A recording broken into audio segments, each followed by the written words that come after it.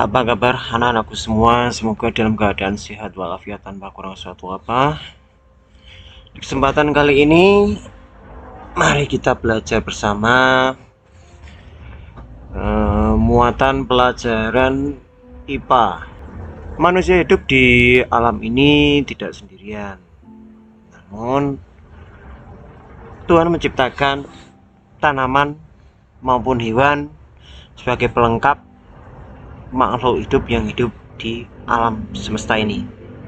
Nah, pada kesempatan kali ini kita akan membahas perkembangbiakan tanaman. Tanaman terlebih dahulu. Tadi atau kompetensi dasar 3.1 membandingkan cara perkembangbiakan tumbuhan dan hewan. Perkembangbiakan tanaman itu secara umum dibagi dua, secara generatif atau melalui biji, perkawinan atau penyerbukan, kemudian yang kedua vegetatif, tidak melalui perkawinan ataupun penyerbukan. Nah, kita akan bahas terlebih dahulu di bagian pertama ini, yaitu perkembangbiakan tanaman secara generatif. Ya, anak-anak, kita teruskan. Dalam perkembangbiakan generatif, tumbuh dua tahapan, yaitu penyerbukan dan pembuahan. Nah, apa itu penyerbukan? Penyerbukan adalah jatuhnya serbuk sari pada kepala putih. Nah, bisa kita lihat bagian-bagian bunga di sini yang ada di slide. Nah, ini adalah satu kepala putih. Kemudian yang kedua ini adalah benang sari, atau di sini ada serbuk sarinya. Kemudian yang ketiga ada tangkai benang sari. Yang keempat ini mahkota. Kelima adalah bakal biji atau bakal individu baru. 6 itu kelopak. Yang ketujuh adalah tangkai bunga. Yang kedelapan adalah daun. Ya, kita teruskan.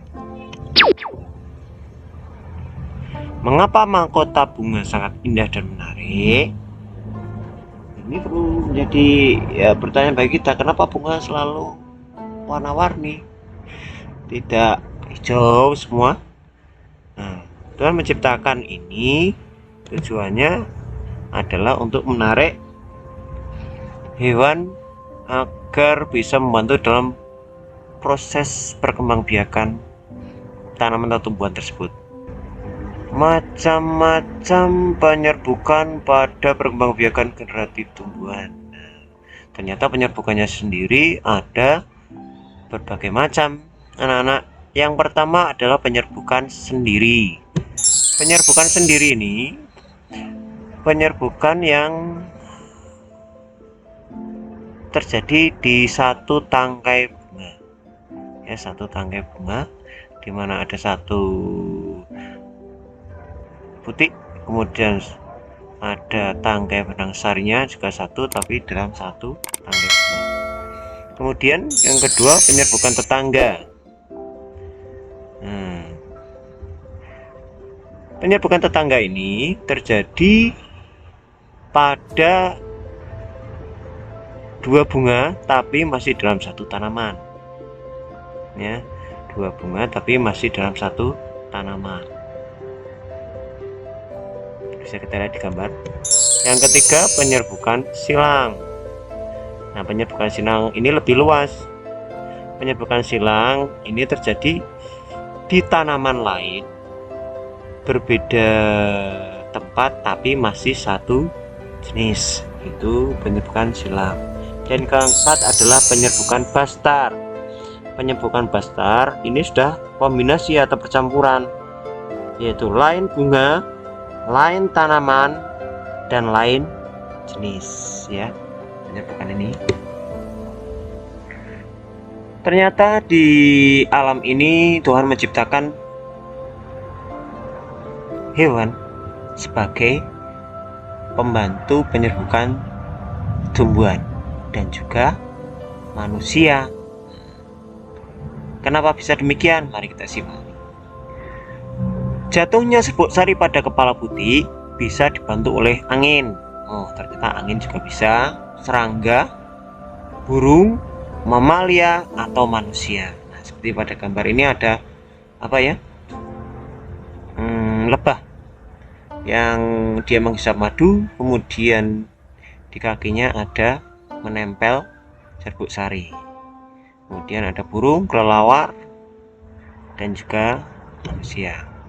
Nah, ini kisah tawon dalam menyerbuki bunga, alurnya semacam ini ya.